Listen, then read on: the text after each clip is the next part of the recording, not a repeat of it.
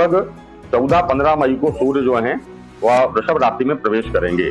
जिस प्रकार 14-15 जनवरी को सूर्य के मकर में प्रवेश करने पर मकर संक्रांति होती है, उसी प्रकार सूर्य भगवान के यहाँ वृषभ राशि में प्रवेश करने के कारण इसको वृषभ संक्रांति भी कहते हैं। तो उस वृषभ संक्रांति के परिणाम स्वरूप अन्न मतलब अनाज, धातुएं और जो भवन सामग्री बिल्डिंग मटेरियल रहती हैं, इनके जो कीमत है, इनके जो भाव हैं, उन भावों में तेजी आएगी, ऐसा योग बन रहा है। इसके साथ ही साथ लगभग 1 महीने तक जो है बच्चों में मौसमी बीमारियों का प्रभाव रहेगा, वायरल का प्रभाव रहेगा।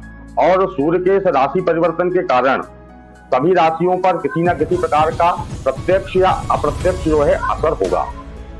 तो यदि जीवन में आप सुख, शांति, समृद्धि, उन्नति चाहते हैं तो राशि अनुसार 1 महीने तक कुछ ना कुछ हमको उपाय करना चाहिए जिससे सूर्य आपके अनुकूल बने रहें। क्योंकि सूर्य जो है वो अधिकार के कारक हैं, सूर्य सम्मान का कारक है, सूर्य मन का कारक है, सूर्य राजा का कारक है और सूर्य शासन का भी कारक है।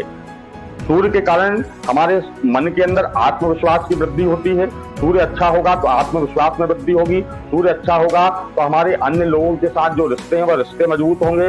सूर्य आपका अच्छा होगा तो राजा प्रशासन शासन के साथ आपके संबंध मजबूत होंगे। सूर्य यदि आपका अच्छा होगा तो सरकारी नौकरी, उत्तम धन लाभ और करियर में भी आपको सफलता की प्राप्ति होगी। तो 12 राशियों के ऊपर संक्रांति का राशि परिवर्तन का प्रभाव, किसी के साथ शुभ प्रभाव होगा, किसी के साथ मध्यम प्रभाव होगा, किसी के साथ अशुभ प्रभाव होगा। तो हम यहाँ 12 राशियों के लिए कुछ ना कुछ उपाय आपको बतला देते हैं। यदि ये 12 राशि के जातक इन उपायों को करते हैं तो 1 महीने तक सूर्य निश्चित ही आपके अनुकूल रहेगा। मेष राशि के जो जातक हैं इनको ताम्र पात्र में कुमकुम मिलाकर के भगवान सूर्य नारायण को अर्घ देना चाहिए और सूर्य मंत्र का इनको जप करना चाहिए। वृषभ राशि के जो जातक हैं, इन वृषभ राशि के जातकों को ताम्र पात्र से, तांबे के लोटे या तांबे के गिलास से जल पीना चाहिए और गायत्री मंत्र का जप करना चाहिए। मिथुन राशि के जो जातक हैं, इन जातकों को प्रातः काल जल्दी उठ करके एक तांबे के पात्र में जल भर के अपने घर के ईशान कोण में रखना चाहिए। पूरे 24 घंटे तक उस जल को भरे रहने देना चाहिए। 24 घंटे बाद दूसरे दिन सुबह उस बासे जल को किसी वृक्ष में विसर्जन करके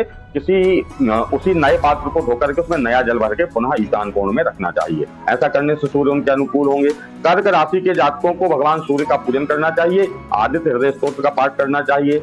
तो सिंह राशि के जो जातक हैं इनको अनामिका मूली में तांबे की अंगूठी को धारण करना चाहिए, सूर्य को अर्घ्य देना चाहिए और गायत्री मंत्र का जप करना चाहिए। कन्या राशि के जो जातक हैं इनको रविवार के दिन गाय को गुड़ और रोटी खिलाना चाहिए और 108 बार गायत्री मंत्र का जप करना चाहिए। तुला राशि के जो जातक हैं इनको भगवान नारायण का पूजन करना चाहिए, साथ ही साथ भगवान सूर्य नारायण का पूजन करना चाहिए और ओम नमो भगवते आदित्याय इस मंत्र का जप करना चाहिए। वृश्चिक राशि के जो जातक हैं इनको कुमकुम का तिलक लगाना चाहिए, कुमकुम मिश्रित जल से ही सूर्य भगवान को अर्घ्य देना चाहिए।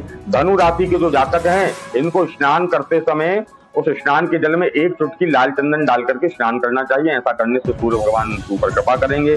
मकर राशि के जो जातक हैं इनको सूर्य भगवान को अर्घ्य देना चाहिए, सूर्य मंत्र का जप करना चाहिए। इसके साथ ही साथ अपने पिता तुल्य जितने भी बड़े परिवार के सदस्य हैं उन सभी सदस्यों को नित्य प्रणाम करना चाहिए, उनका आशीर्वाद लेना चाहिए।